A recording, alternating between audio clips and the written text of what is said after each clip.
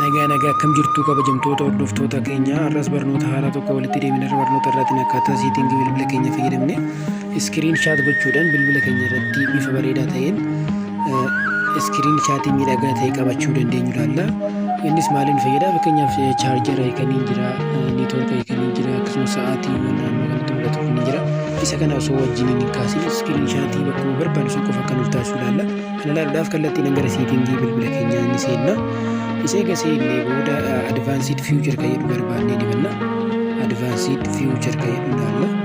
Yoo kana asirratti argadheera advanced future kan jedhu dibanna. Isee gabannee booda waan handid mode kan jedhu kana godhanna jechuudha. Isee ga'oon godhannee booda duubatti deemnee iskiriin shaatii gochuu dandeenya. Kana booda iskiriin shaatii nuti kun hundi isaatu maal ta'a bilbila keenya irratti